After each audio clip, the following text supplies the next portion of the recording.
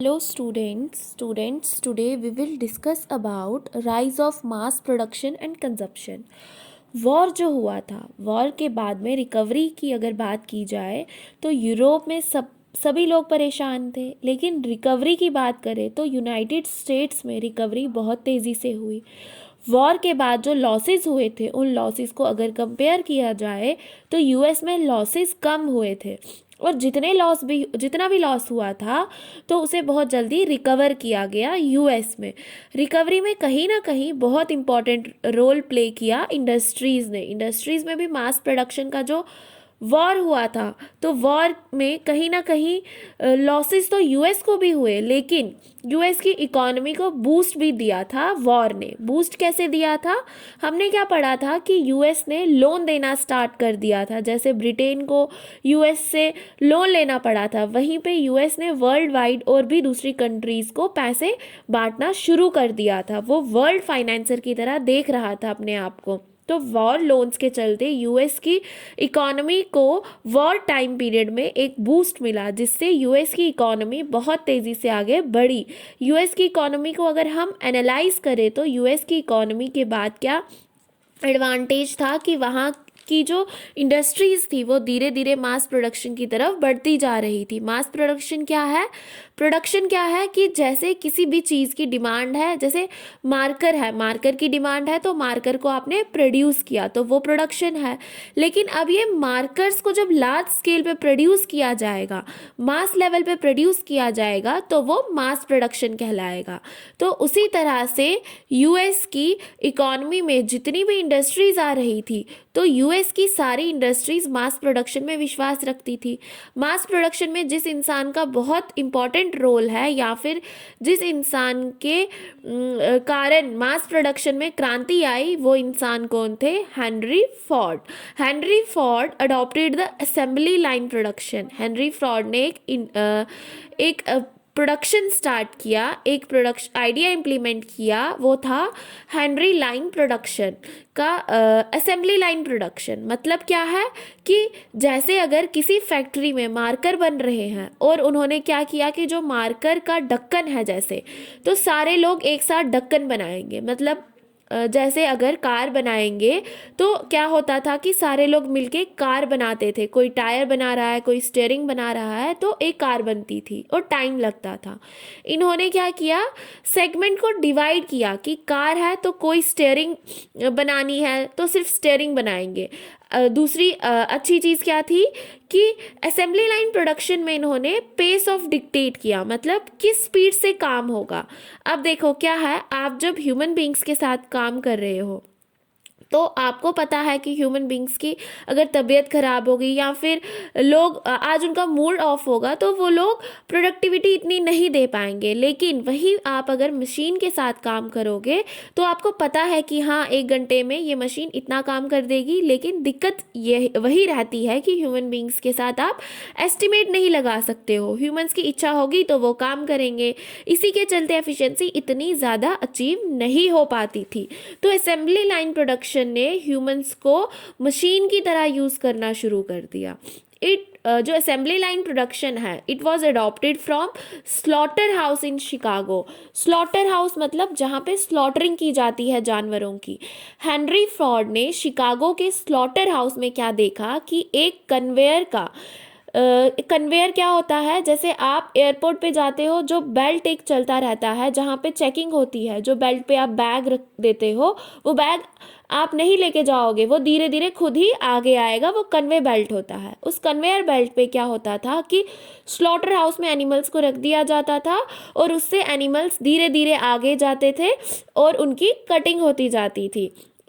अब Henry Ford ने क्या देखा कि जिस तरह से काम चल रहा था स्लॉटर हाउस में, तो उनको ये आइडिया क्लिक कर गया और उन्होंने इस आइडिया को इम्प्लीमेंट किया अपने कार प्लांट में।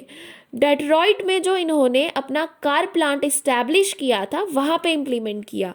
असेंबली लाइन के थ्रू इन्होंने क्या किया कि जैसे वर्कर्स है, सारे वर्कर्स एक साथ मिलके काम कर रहे हैं, वो बातें भी करेंगे आपस में, तो इस तरह से एफिशिएंसी नहीं आ पाती थी। तो अब एफिशिएंसी कैसे लाई जाए, तो हेनरी फोर्ड ने क्या किया कि जो स्लॉटर हाउस में कन्वेयर वाला सिस्टम चलता था उसे इंडस्ट्रीज में इम्प्लीमेंट कर दिया। जैसे अगर चिप्स के पैकेट्स कन्वे बेल्ट पे आ रहे हैं तो वर्कर्स को क्या करना होगा, जल्दी से उठा के उन्हें बॉक्स में डालना होगा। अगर काम धीरे धीरे करेंगे वर्कर्स तो पीछे बैकलॉग लग जाएगा और उनका जो हेड है उसे पता चल जाएगा। तो कन्वेयर बेल्ट के चलते एक ऑटोमेटिक सुपरविजन हो गया, जिसके चलते वर्कर्स को जल्दी काम करना होगा। तो जो टास्क परफॉर्म करना था वर्कर को, वो कॉन्टिन्यूसली और मैकेनिकली परफॉर्म करना रहता था। अब कन्वेयर बेल्ट को इससे क्या एडवांटेज है, no delay in the motion, जो अननेसेसरी मूवमेंट्स होती थी वो अब नहीं हो पाएगी, जिसके चलते एफिशिएंसी आएगी। नो ब्रेक्स, पहले सुपरवाइज करना मुश्किल होता था लेकिन अब workers were bound to follow the orders. No friendly relation, आपस में जो को वर्कर्स थे वो आपस में बातें करते थे बैठ के, तो टाइम वेस्ट होता था, अब वो नहीं होगा। उसके बाद increasing output of workers, workers का जो आउटपुट था वो बहुत ज़्यादा बढ़ गया। अब यहाँ पर जो कंपनी के ओनर्स थे उन्हें बहुत मज़ा आ रहा था, ज़्यादा पैसा कमाएंगे, ज़्यादा प्रोडक्शन हो रहा है, लेकिन वर्कर्स जो हैं वो परेशान हो गए थे क्योंकि उन्हें ज़्यादा काम करना पड़ रहा था। तो उससे प्रॉब्लम क्या क्रिएट हुई कि वर्कर्स को बहुत ज़्यादा स्ट्रेस होने लगा था, काम नहीं कर पा रहे थे वो उस मैकेनिकल सिस्टम में। लार्ज नंबर में वर्कर्स ने क्या करना स्टार्ट किया, अपनी जॉब्स को छोड़ना शुरू कर दिया क्योंकि वो कॉप अप नहीं कर पा रहे थे। हेनरी फोर्ड को ये भी दिख रहा होगा कि प्रोडक्शन तो बढ़ी लेकिन वर्कर्स को प्रॉब्लम हो रही है, तो वर्कर्स को कुछ तो टेम्पटेशन देना होगा। तो उन्होंने क्या किया, डबल वेजेस देना स्टार्ट किया। जनवरी 1914 में हेनरी फोर्ड ने ये बोल दिया कि आपको अभी जितना पैसा मिल रहा था काम पे, आप काम पे आइए, उससे डबल पैसा मिलेगा। लोगों को लालच आ गया और कि डबल पैसा मिलेगा।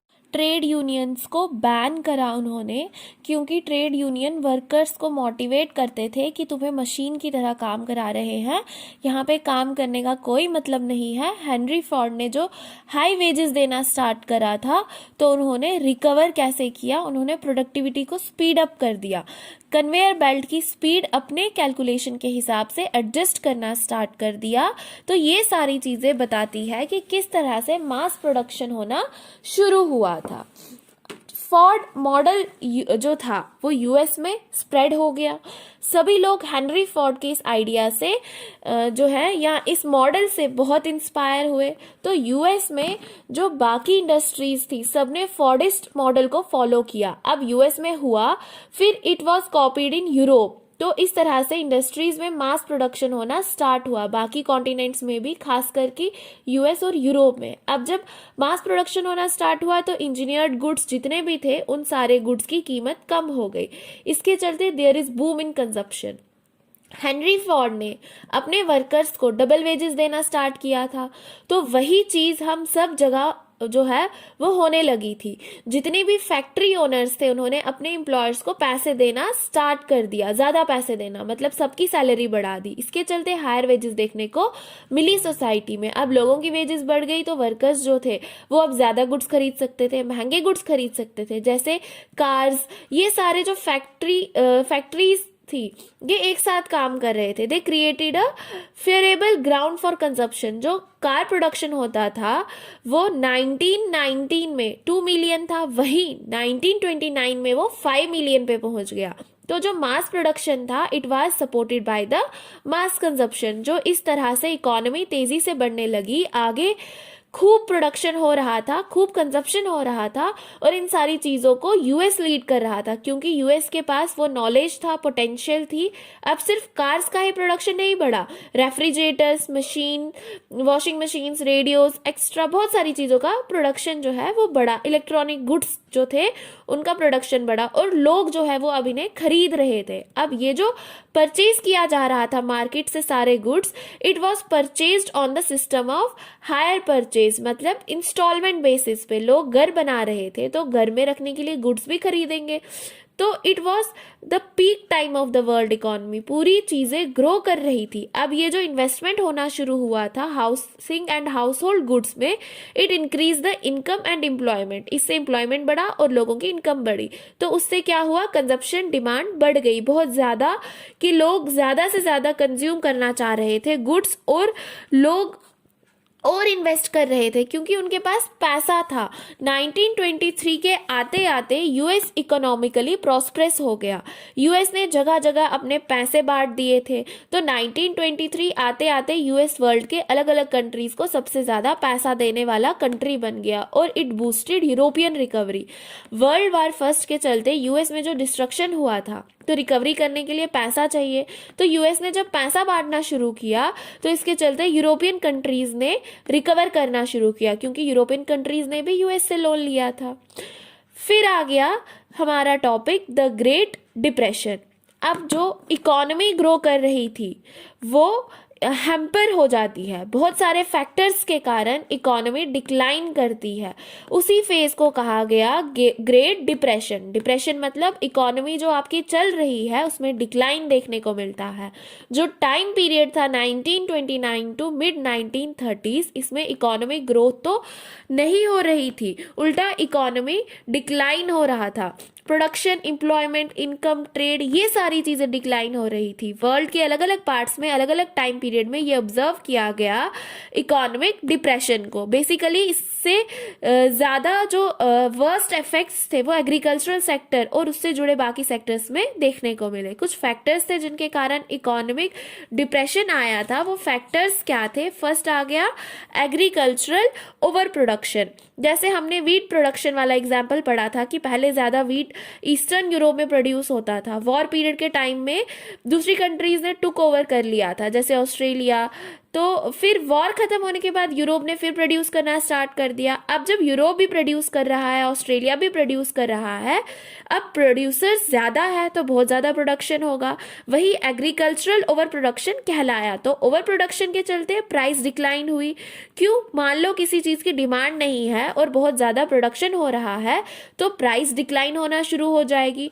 और जो किसान एग्रीकल्चरल गुड्स को प्रोड्यूस कर रहे थे, अब उनकी इनकम भी डिक्लाइन हो जाएगी। अब किसानों ने क्या सोचा कि हमारी जो रेगुलर इनकम रहती थी उसके लिए फार्मर्स ने और इनकम बढ़ा दिया। धीरे धीरे इट क्रिएटेड द गल्ट। फार्मर्स ने क्या किया कि जो प्रोडक्शन था वो और बढ़ाया ताकि जितना वो कमाते थे वो उतना उनकी इनकम उतनी ही रहे।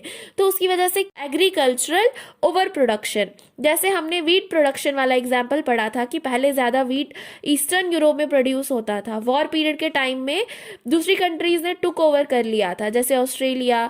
तो फिर वॉर खत्म होने के बाद यूरोप ने फिर प्रोड्यूस करना स्टार्ट कर दिया। अब जब यूरोप भी प्रोड्यूस कर रहा है, ऑस्ट्रेलिया भी प्रोड्यूस कर रहा है, अब प्रोड्यूसर्स ज़्यादा है तो बहुत ज़्यादा प्रोडक्शन होगा। वही एग्रीकल्चरल ओवर प्रोडक्शन कहलाया। तो ओवर प्रोडक्शन के चलते प्राइस डिक्लाइन हुई। क्यों? मान लो किसी चीज़ की डिमांड नहीं है और बहुत ज़्यादा प्रोडक्शन हो रहा है तो प्राइस डिक्लाइन होना शुरू हो जाएगी। और जो किसान एग्रीकल्चरल गुड्स को प्रोड्यूस कर रहे थे, अब उनकी इनकम भी डिक्लाइन हो जाएगी। अब किसानों ने क्या सोचा कि हमारी जो रेगुलर इनकम रहती थी उसके लिए फार्मर्स ने और इनकम बढ़ा दिया। धीरे धीरे इट क्रिएटेड द गल्ट। फार्मर्स ने क्या किया कि जो प्रोडक्शन था वो और बढ़ाया ताकि जितना वो कमाते थे वो उतना उनकी इनकम उतनी ही रहे। तो उसकी वजह से क्या हुआ? गल्ट मतलब धीरे धीरे स्टॉक बहुत ज़्यादा बढ़ गया। अब बहुत ज़्यादा जब स्टॉक बढ़ गया तो उसके चलते प्राइसेस और कम होने लगे, तो सिचुएशन बिगड़ने लगी। इसके चलते क्या इम्पैक्ट देखने को मिला सोसाइटी में कि जितने भी गुड्स प्रोड्यूस होते थे मार्केट में वो सड़ने लगे, क्योंकि कोई खरीदने वाला नहीं था वहाँ पे।